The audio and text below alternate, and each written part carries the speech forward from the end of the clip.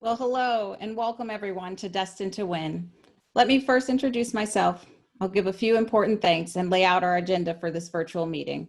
I am Brandy Bentley Hudson, class of 2001, and chair of the African American Giving Initiative, or AAGI. I am pleased that the African American Giving Initiative is able to host this evening's discussion. As a Black woman, wife to a Black man, and most importantly, mother to a 3-year-old Black son, this time for me, as for each of you, is of incredible importance. I was heartened by the overwhelming response to Destined to Win. Thank you so much for joining. We have 250 people registered for this evening, a testament to the importance of this conversation. As I quickly scan to see who is online tonight, I am grateful to see many fellow members of the DEI Leadership Council on this evening. Special thanks to our chair, Teresa Sebastian, members of the Next Gen Bay Area, current Michigan students, and I must thank my teammates from the Michigan Track and Field team, who, as expected, are always incredibly supportive. I, as many of you, am very proud to be an alum of the University of Michigan. I started the African American Giving Initiative as a means of having a voice to facilitate conversations such as these, and ultimately to be an advocate for our students. It started as an idea that I floated by Ryan Robinson, and I must say, we would not be here if it were not for him. He has both encouraged the initiative and facilitated many meetings to convey the importance of such an organization to the university, and ultimately, he had a vision for our time this evening. I am grateful for the full support of President Schlissel, Dr. Sellers, Chief Diversity Officer, and Tom Baird, Vice President of Development. This conversation is truly made possible by the work and vision of Kat Walsh. Kat is the Executive Director of Diversity, Equity, and Inclusion, and she has been a constant believer, resource, and consummate ally. Her commitment to this work is unyielding. You'll meet her in a moment as she will facilitate this evening. Recently, as I read Dr. Sellers' essay, I Am So Tired. If you haven't read it, please take a moment to do so. While the entirety of it is impactful, what struck me the most is the sentiment that Dr. Sellers' parents instilled in him, that the fight for racial justice is a long and intergenerational one. It is also one that we are destined to win because right is on our side. It resonates so deeply with me that I wrote it on a note card and pinned it to the board in my office. I have chosen Destined to Win as the title of tonight's discussion, as it offers solace even when the work is especially challenging. As President Schlissel shared just last week, the rubric of leaders and best does not exist unless we build a diverse and equitable community here at Michigan. So we come together today to discuss as a community how we, in fact, advance racial justice using our collective wisdom. Tonight, you'll spend time with Dr. Rob Sellers, U of M's Vice Provost for Equity and Inclusion and Chief Diversity Officer, exploring the landscape of advancing racial justice, what that looks like at the University of Michigan, and what those of us on this call can do to impact change. When I first met Rob, I had many questions around the what and the how as it pertains to current students, student admissions, as well as alumni. From that conversation, I had an immediate affinity for him. I am grateful that he is here at the university to lead the charge. Thank you so much, Rob. Here today in our current climate, there are many immediate and pressing needs that will advance racial equity, and my husband and I are choosing to support these now to advance justice. Personally, as I think long-term around advancing our community, education is of utmost importance to my family. The University of Michigan, as an esteemed institution of higher learning, plays a pivotal role in developing leaders of the future and has an important role to play in the fight for increased racial justice. I'll end the evening with a bit more information about the African American Giving Initiative, how you can engage with Michigan, and how we can connect. But let's begin this evening by turning it over to our facilitator, Michigan's Executive Director for Diversity, Equity, and Inclusion, Kat Walsh. Kat? Thank you, Brandy. I want to thank Brandy and Ryan Robinson. We are here because of your passion and your commitment to advancing racial justice, not only in your own communities, but also through this, our Michigan community. I also want to thank all of you who've joined us this evening. Because of your passion and your commitment to Michigan and to racial justice, for joining us in this important dialogue. We are thrilled that over 250 of you have registered to join us this evening. So we switched over to a webinar format. And we want you to think about, what does engagement look like in that space? Because we really want this to be a dialogue with all of you. So while we won't be able to see one another's faces, we want to feel each other's energy and engage. So I'm going to do a quick onboarding in this virtual tool. We're going to ask you to share your questions later on through the Q&A. If you look at the bottom of your screen, you'll see 2 talk bubbles with the letters Q&A there. Feel free at any point to add in your questions for Dr. Sellers as we move into the Q&A format this evening. We're also going to ask you to share your ideas with us live through a poll everywhere. As you saw going through the screen, we're going to use that tool so that all of you can share your thoughts. So we're actually going to bring up one of those questions right now and test the format. As we think about advancing racial justice, we need to know what your vision is for tomorrow. You'll see in the chat function, there is a link to the poll everywhere. You can click that link, which will take you to an external website, or use the chat function. So in 2 to 4 words, please share with us what your hope for coming out of this social unrest is. So we're going to wait to see what all of you have to share.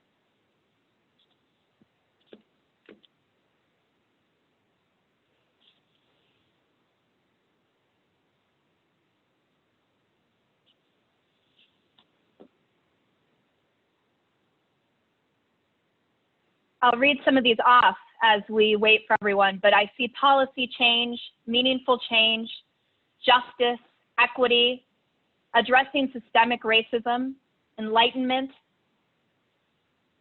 police reform,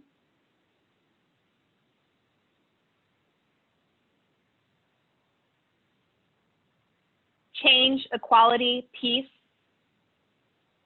hearts and minds changed, positive systemic changes, allies, awareness, understanding, action, change, change for the future, equal protection by police, hope,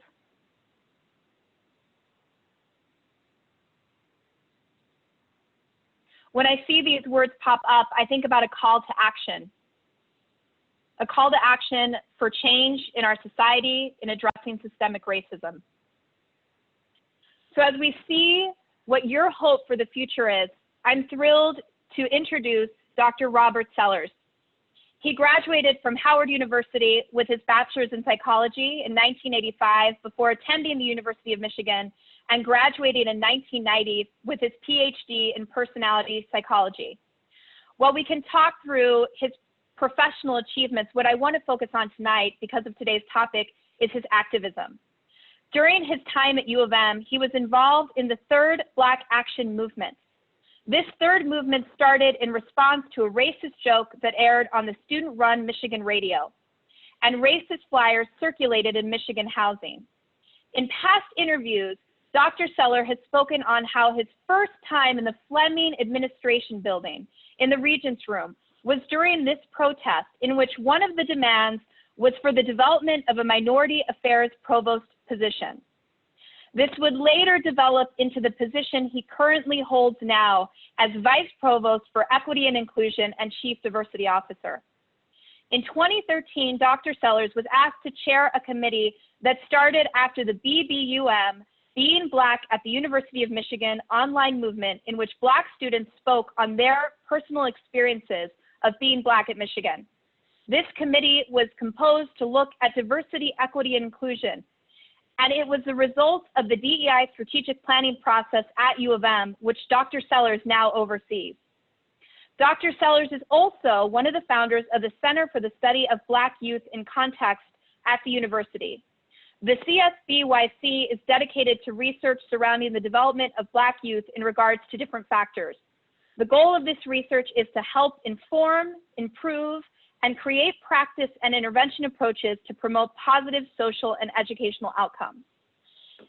What I find most amazing about Dr. Sellers, which one of you who registered today said that he was your favorite professor here at the University of Michigan, is that regardless of what is happening and what he's engaged in, he still finds time for every single person that he encounters. He always meets them where they are, finds space to give them an ear and support them. And so I'm thrilled to introduce Dr. Robert Sellers to give us a few comments on his thoughts about what's happening across our country and Michigan's role in creating change. Thank you, Kat, for that wonderful introduction. I'm not sure that I deserve it, but I'll take it anyway. I also want to welcome the audience today, and I want to take a little bit of time before we jump into our question and answer period to talk a little bit about change, and particularly change in the African-American community at the University of Michigan over time and across generations. The reality is that progress for African Americans at the University of Michigan pretty much mirrors their progress in America. It's not a sprint, nor is it a marathon. In reality, it is and always has been a relay race, with each person in each generation carrying the baton as far as she or he can, and then handing it off to the next person, with the ultimate goal that we win in the end. Unfortunately, history has shown us that change is slow. And in some ways, I guess it has to be. It took America 400 years to be America of today.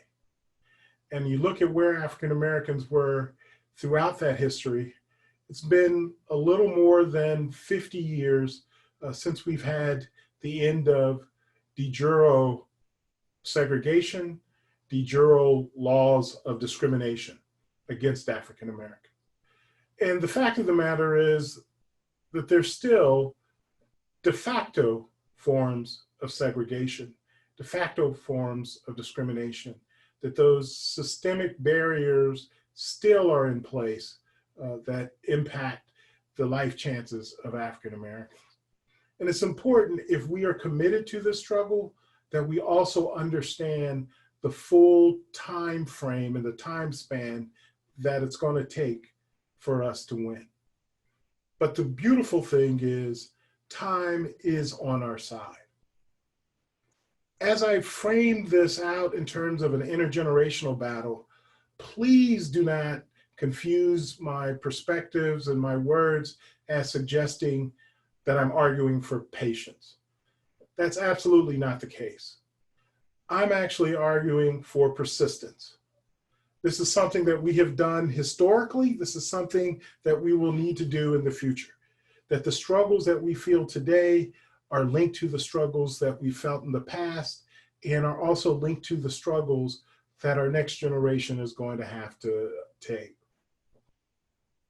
And the reality is that these struggles have also happened at U of M as it relates to Black students. Even going back to the first African-American student at the University of Michigan, who arrived in 1853, Samuel Coles Watson. And the actual reality is, even though we celebrate the fact that the University of Michigan was one of the first predominantly white institutions to admit an African-American, the reality is that he actually happened to be biracial and was admitted under the assumption that he was white.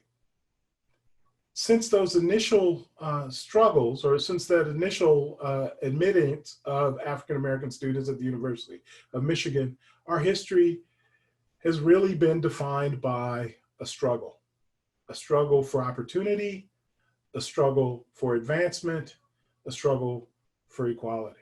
And that history, again, like the history of America, is checkered at best. There have been times when the University of Michigan has been a leader, has been the best in terms of moving forward issues of diversity, equity, and inclusion and opportunities for African Americans. And oftentimes, when we have been at our best, it has been through the prodding of student activism, through the 3 different or 4 different BAM movements, depending on how you count them, or the Being Black at U of M movement, or whatever the next movement in the future will be. The reality is that without activation or without activism, the University of Michigan would not be as far along as it is today. But at the other end of the spectrum, there have also been times when, instead of leaders and best, we best could be described as followers and perhaps least. I'm proud to say that we've made some progress in the last few years, but I'm also very adamant that we still have a long, long way to go before we get to where we need to be. We're at an important moment in our society. There's a spark, really a roaring fire that has arisen in our country, as well as U of M. There's two important properties, though, for us to remember when we talk about a fire. First, a fire is made up of heat and light. And if we're all going to be successful in changing not only the university, but the broader society, we have to use both. We have to use the heat of the fire to fuel an uncommon resolve, a resolve to be into the fight for as long as it takes to do all that we can do to ultimately win the day. But it can't just be about the heat. It also has to be about the light, because it's the light that shows us the way. We have to be strategic in our efforts. Simply being passionate, being frustrated, being pissed off, being committed is not enough if we don't have a strategic plan in place to make the kinds of changes in this society that we need to. I'm happy to say that at U of M, we have a plan in place. We've built an infrastructure here at the University of Michigan to focus on diversity, equity, and inclusion. Through our 5-year DEI plan, I'm happy to say that for the first time, we have proclaimed that diversity, equity, and inclusion is a core value of the University of Michigan. When you hear President Slissel talk, chances are you will hear diversity, equity, and inclusion coming out of his mouth, regardless of the topic. He understands and believes and is committed to the idea that we cannot be excellent. We cannot be excellent without also being diverse, equitable, and inclusive with respect to all of our students, all of our faculty, all of our staff, as well as our relationships with the broader community. Our goal with our DEI plan isn't simply to have DEI as a core value or as a core part of our DNA. Ultimately, our success will be when DEI is part of our standard operating procedure. That every decision that we make, every action that we make is based on the principles of diversity, equity, and inclusion. We're not there yet, but we are moving, and we're moving in a very positive and important direction. The reality is, when I first got here back in the late 1980s, or actually the mid 1980s, yes, I was a kindergartner then. The reality is, back then, if you were fighting for justice, you had to make the case as to why the University of Michigan should be committed to justice, and particularly justice for Black students. The reality now is that case has been made.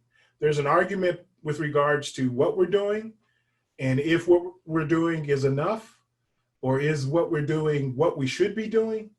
But the argument is no longer, should we be doing something? And that's a tremendous progress that we've made.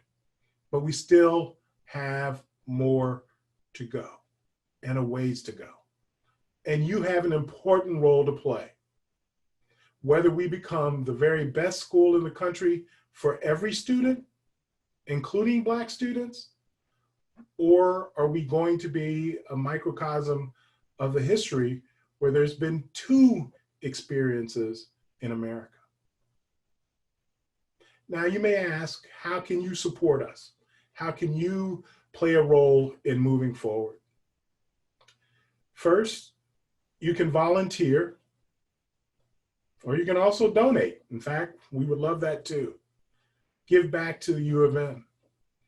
And the reason why I want you to do that is not because you want the university to do a better job with regards to providing an education for Black students, because that's important and we should, but because it is your university and because it is the Black students' university. And the university, therefore, should be providing the very best educational opportunity possible. The second way that you can support us is make sure that your voice is known in your advocacy for Black students, Black faculty, and Black staff. So don't just give and volunteer, but make sure that your voice is known. Because if we are to be the best university that we can be, we need to support all of our students, all of our faculty, and all of our staff. And there are two ways that you can contribute in this way, and I actually encourage you to do both. You can contribute as an individual, follow your passions, donate and volunteer to whatever makes you happy. So what is that aspect of your experience at the University of Michigan that really excited you and that really made a difference in your life? Make sure you give back, whether it's money or more importantly, or equally importantly, your time, so that someone else who comes after you will also have a similar kind of experience. Also, as you contribute as an individual, make sure you get to know the program leader personally. It's important that your money and your check isn't the only thing that the leader knows about. So whether you're talking about a dean or the president or the provost or the vice president for medical affairs, whatever or whoever is the leader in that program, they need to know who you are. And perhaps last but not least, in terms of what you can do in terms of contributing as an individual, is connect personally with at least one student a year. That will not only help that student see all the possibilities that they have in their lives, but it will also, I promise you, keep you young. It'll give you an opportunity to see what the next generation is facing, an opportunity for you to share your wisdom with them, and for them to share their wisdom and enthusiasm with you. So not only can you contribute as an individual, but tonight, I also really want to focus on a second way that you can contribute, and that's to contribute as a collective. Utilize the strength of your collective voices and wallets. So not everybody has big bucks, not everybody has a whole lot of time, but by using a collective, something that is very consistent with our cultural history, we have an opportunity to make a big impact. And as we think about that impact, let's be bold. Let's do something big. Let's do something audacious. Let's make sure that we inspire the next generation of Black students to also pay it forward, to provide a structure and a model to help them do that. Make sure as a group, you hold our university accountable for educating our Black students. As a group, you have a great deal of power in influencing what happens on this campus. And it's important that you also hold our Black students accountable to the generation of Black students that follows them. Our history has always been that people have made the way for us, and our way of paying those who came before us back has always been to pay that next generation and pay it forward. So let's make sure that we continue to model that so that our future is ultimately in the winning category. And last but not least, hold yourself accountable. It's one thing to hold the university accountable, and in these days, it's important to hold all of society accountable. But we also need, as we start telling everybody what they need to do, be sure that we've told ourselves what we need to do and make sure that we're a part of the solution. So with that, I'm actually going to shut up for a little bit and look forward to answering your questions, and ask that Kat come on in and let's have a conversation. Great. Thank you, Rob. So for all of you that have questions for Rob Sellers, please add them into the Q&A function at the bottom of your screen. That's the two talk bubbles with the letters Q&A. I will say, you know, one of the things that I love already is that we are being held accountable. So we can see all the questions coming through, but I do want to give a shout out to Sarah, who wishes that we could all see each other right now. She said, I want to be in the stadium with all of you fighting for justice in the good old Michigan way. And I think that speaks to our need for connection. So let's look at the people. You know, we talk about standing on the shoulders of those who came before us, Rob. I know you were part of the third Black Action movement, but we have someone here this evening who was involved in the first Black Action movement at U of M. And they would like to know that when they protested to increase the number of Black students at the U. So Rob, how have things changed since then? So it's actually very complicated, and unfortunately not the story that I wish we could tell.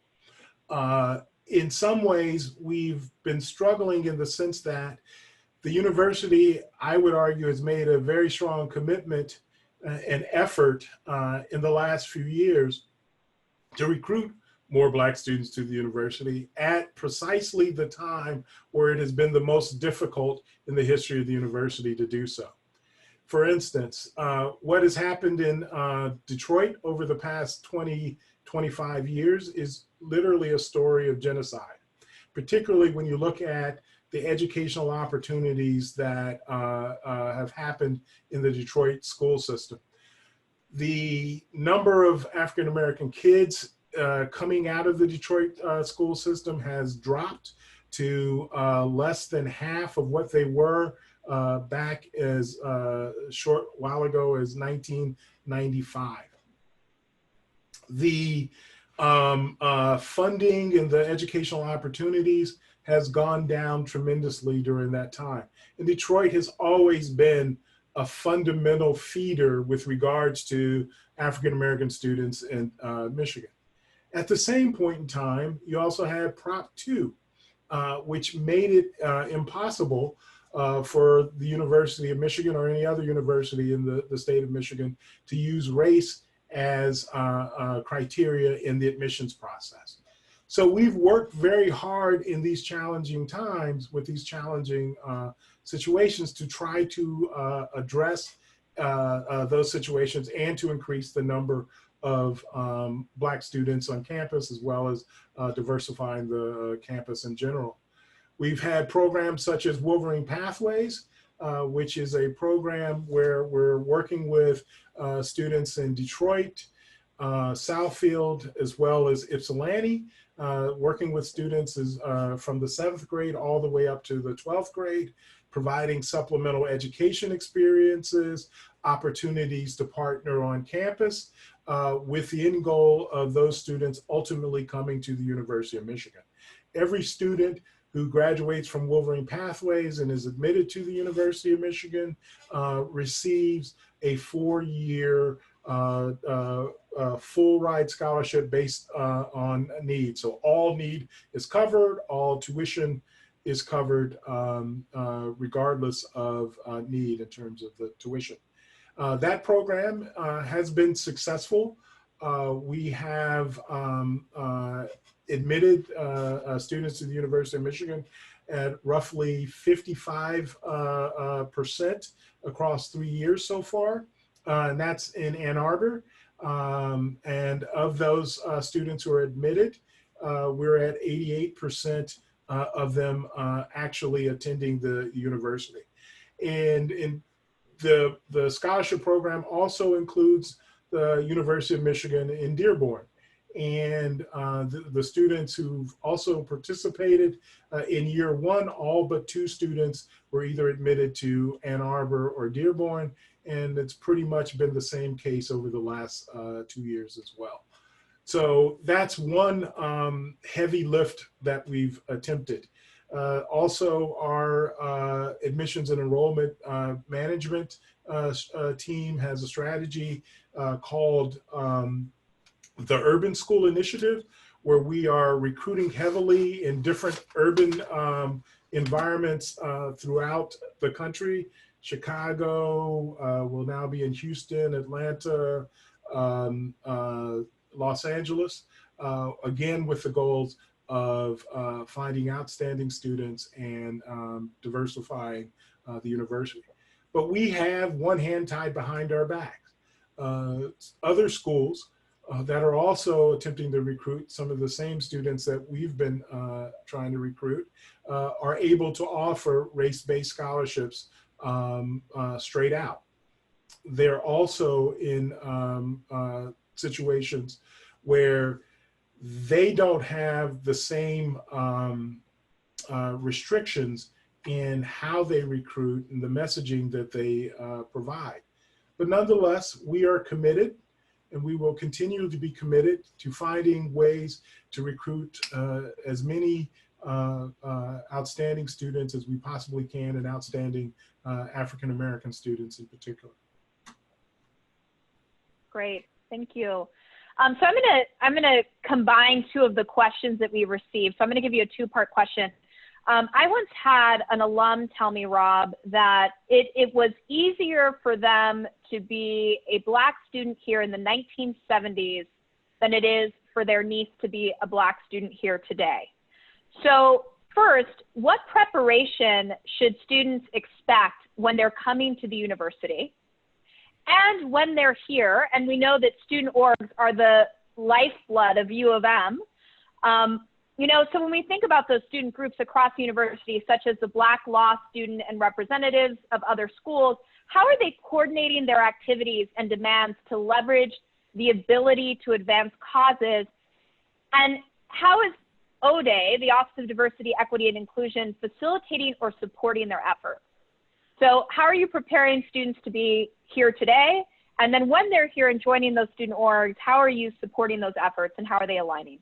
Well, so we're attempting to support the students through, for example, a program like Wolverine Pathways, and I don't mean to beat it to death, but one of the pedagogical tools that we use in that program is to utilize community activism as one of the teaching frameworks for understanding how they can be activists, how they can be change agents, how they can take responsibility for making not only the communities that they're currently in better, but also helping us make the University of Michigan better. I also have a advisory committee that I work with on a regular basis. I also attend a number of events throughout the year, and members of my office, as well as members in student life with MESA and other programs, work closely with the students in terms of thinking about how to be effective change agents, strategies for change, understanding the structures that they're attempting to change. At the same point in time, as the students' activism actually occurs, it actually helps me in my role. So sometimes I'm talking with students, but oftentimes I'm talking with administration, with deans, with the president, the provost, et cetera. And it allows me to push a little more, or at least to demonstrate that this issue is not just an issue that we can sit on. This is an issue, whatever the issue may be, that really needs to be addressed. So in a number of occasions, they're providing the fire, which allows me in my position sometimes to provide the light to ultimately lead to change. Great. Oh, I didn't mean to interrupt. No, that's okay. Unfortunately, as you know, I am a minister's son, so I will go on for a while. So. Rob and I have worked together a long time. So there are two more questions, Rob, and I think they beautifully tie to the theme for this evening. So the second to last question, we're just ending year 4 of the 5-year strategic plan. We're already talking about the next 5 years too. So we have a participant who wants to know how you would characterize the university's progress against the 5-year DEI plan. So I think the progress that's been made in terms of the DEI is extremely important. So right now, so let me just go back to my time as a activist or as a student here. We have in place structures now to hold the university accountable. So every single unit, major administrative unit on campus has a set of DEI goals. And in those goals and a set of initiatives that they should be addressing. And I encourage everyone to go to diversity.umich.edu. These goals are online, are available. Everyone has an opportunity to look at them. The goals were created through a process where everybody who was a part of the University of Michigan community had an opportunity to put forth a set of activities and a set of goals and a set of plans. Each year, our office reviews the progress on those actions. So right now, there are 2,800 plus individual initiatives and actions focused specifically on diversity, equity, and inclusion across the entire university. Each year, we track the progress on each and every one of those initiatives. So now any member of the university community can hold their dean or their vice president or whoever their administrator, because they're the ones who are in charge of making these changes and in charge of implementing these initiatives. Anyone can be held accountable by anyone as part of the university process. So students, again, may say, we're not happy with what's been done, or we're not happy with the way things have been done. But the fight isn't that you need to do something. It's what's been effective and what's not been effective. The other side of that is that these initiatives are also tied to perhaps the most important internal accountability structure, and that's the budget process. That in each budget review, there's a review of the progress of the DEI initiatives. Deans, other administrators are held accountable with regards to their progress with regards to those reports. So when we started this plan, the plan was really meant to be subversive. It really started with what would we have liked to have had when we were students and when we were pushing the struggle. What kind of structure would we like to have had in place to allow us to push it?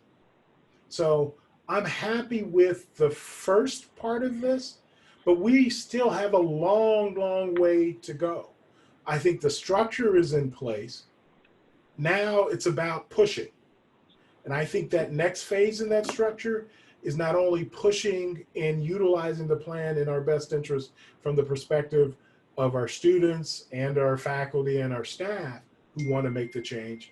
It also means how can our alumni be involved and how can they push and move us forward?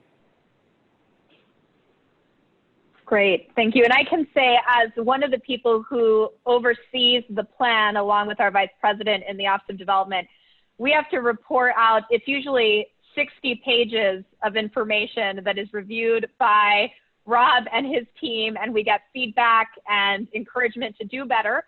And so I think that leads us, I'm going to combine a couple of questions for you, Rob, here, but it's really about action. So we have a couple of individuals that are allies to the Black community and are looking to be allies. And so they're wondering, you know, what action items can allies take? You know, what are some simple but powerful ways to express support?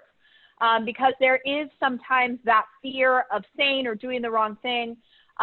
How do you help your family better understand and appreciate racial justice and how to be anti-racist? What are some books? So that's on the ally side. And then we also have a former student, Braylon, and I love this. What can I do on my end to push DEI, and how do I track and hold you accountable? So I think we have both of those sides, the ally and how do people hold us accountable for this? So I had mentioned in the podcast that we held last week or earlier in the week, the days are all sort of running together, that it's important that we think about acting in multiple ways at multiple levels. First and foremost, each day trying to figure out how can you get better? What is something that you personally can do if you're an ally to understand the struggle more? If you happen to be African American, what is one thing that you can do to help yourself be in a better position to help others and help other Black people in particular? Then what is one thing that you can do in terms of working with one other person, having a conversation as an ally with someone who may not get it? Sometimes it's backing up someone who is saying something, an African American who is making a comment and is out there making the comment.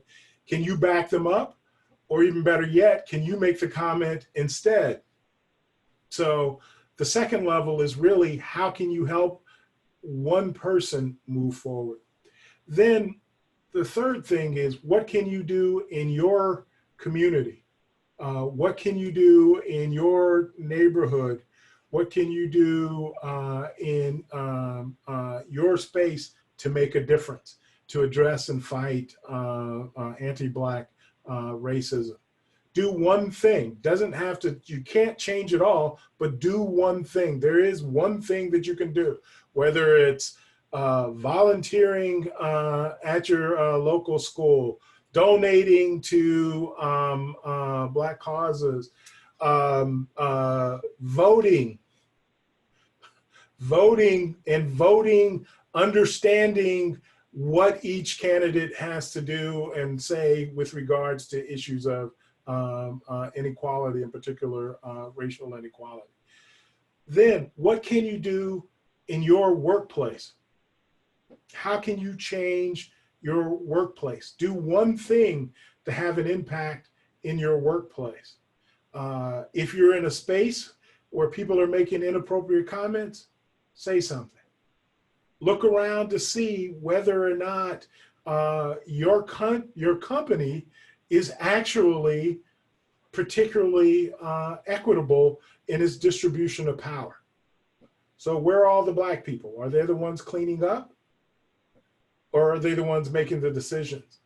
And challenge if it's the former. Why is that the case? Asking why. So making a difference oftentimes feels like it's such a big problem, it's so intractable, there's nothing that I can do, when in fact, there is so much that you can do, but do one thing across multiple levels each day. And if you do that, again, time is on our side. We'll win. That's being persistent, but not patient. One other thing that I would say too is take your own education in your own hands. Don't necessarily, as much as you want to help and as much as you want to know, understand if you feel that your Black friend is the person to help you do that, chances are there's 6 or 7 or 8 or 9 or 10 other folks who are asking that same question to them today, and that sometimes feels like a burden. Don't be afraid to say the wrong thing, but also understand if you say the wrong thing, you will get caught out. And you can't take that personal if what you really care is caring about the change. If you only care about looking good and feeling good, then your allyship is going to be limited. Great.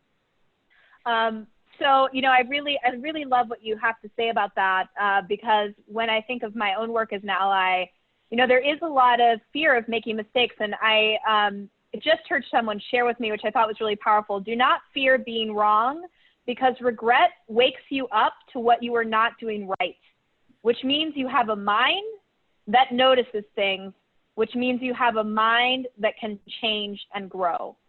And I think that it's important, to Braylon's point, to hold this university, to hold us accountable into creating that change. And for those that ask for a book, Rob and I are always talking about books that we're reading. One that's my favorite right now is How to Be an Anti-Racist by Ibram Kendi, who is also releasing a children's storybook this week on how to be an anti-racist. So you can start them at like 6 months old or in the womb even. So Rob, before we hand it back to Brandy, just want to give it to you for some last words, and then we'll have Brandy close us out as we're at 8:54. So thank you. So I just want to first and foremost thank you all in the audience for coming out today, and your concern, your commitment, your willingness to be a part of this conversation. I hope that we've inspired you to act and to act at Michigan. I also want to thank Brandy for this wonderful idea and willingness to give of herself. She and her family, she and her husband in particular, even though he's a Stanford grad, it's okay, it could be worse, it could be Ohio State.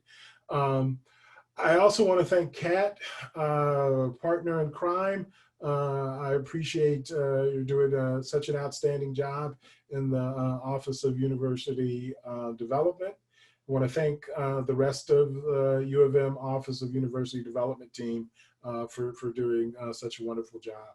So before I sign off, what I want to say is, please make sure that you stay safe, that you stay healthy, and drop in and see me next time you're in Ann Arbor. And Braylon, if you're out there still listening, you still owe me a paper, I think. Just teasing. Thank you. Well, thank you for your thoughts and for leading our discussion, Rob. Your work over the years is as inspiring as it is important. It's my honor to join you in this work and to amplify Black voices specifically at Michigan. As we think about the change that we envision throughout the United States and right here at Michigan, that change only happens through participation and action. I hold close to my heart Gandhi's famous quote, "Be the change you wish to see in the world." So I invite each of you to both be critical and committed to partnering in the work. It is the collective we that can affect change. Dr. Sellers spoke about the different action steps we can take to advance racial justice in our communities. It's so important to support grassroots efforts resulting in meaningful systemic change in our country. I also want to touch on the efforts we're making to impact change through Michigan. Recently, Demario Bell, a staff member, reminded us that the university needs to engage with Black and Brown alumni and give them the opportunity to be heard. From invitations to come back to campus to share their experiences, to mentoring students or providing internships, to determining when and where to make impact through personal philanthropy. All are important avenues for change. An important part of the mission of the African American Giving Initiative is to truly hold space for Black alumni and ensure that they feel materially connected to this university, our university. Candidly, after Charles and I endowed a scholarship at the university, it became even more apparent as I attended many meetings and councils that there were not many Black faces at the table. How can we impact change for the next generation without having a collective voice and seats at the table. So it is my goal to help create that new reality. During our initial conversations to coffees and lunches with university leadership, the idea of an African American Giving Initiative was well received. However, there did not exist a perfect roadmap. I believe that Michigan can blaze this trail in building community among Black alumni and providing a voice at the university and for our current students, faculty, and staff. Which is why we welcome your voice to partner as we build this community to make Michigan a better place, specifically for our Black students, faculty, and staff. So what is the African American Giving Initiative? It's a network of African American and Black donors and volunteers looking to make an impact anywhere at Michigan that is most meaningful for the alum. Rather than being directed on where to give or how to engage, we want to create space for each of you to set your own path of impact. If you're interested in learning more, our email address is aa-giving@umich.edu, and it will be included on the final slide. Or feel free to locate me on LinkedIn. Simply send a note right now if you want, so you can go ahead and check it off your list. We'll reach out and begin the conversation on how you'd find engagement most meaningful, whether through volunteerism, providing an internship, or exploring where you might like to invest philanthropically. I am looking forward to these conversations. We will end tonight, similar to how we started, with a poll anywhere. Please take a moment to submit one word that describes your experience tonight. While you do that, I have some people that I would like to thank. I'm grateful for the support of all of you who joined us this evening for this event, first and foremost. And actually, you'd be shocked at how much work it takes to set up a 1-hour call, especially in 1 week. I want to take a moment and thank the village that made this happen. To my friends and fellow alum, Terica and Ibe and Banu, Thomas Stewart, Mike Muse, Tahani Jones, Jabril Lockhart, Braylon Edwards, and countless others who were relentless to getting the word out. To Tammy Wilkinson and the Michigan events team that thought of things that might not have been foreseen by me and executed tonight flawlessly. To Ryan and Kat, who have been my partners in launching the AAGI. And of course, to Dr. Sellers for his wisdom, inspiration, and lifelong commitment to the cause. Thanks to each of you online, again, for joining this evening. Additionally, I welcome you to join me in this work. Please contact us at aa-giving@umich.edu, and let's advance racial equity and advance Black voices at Michigan together. Thank you so much for joining us. Good night and go blue.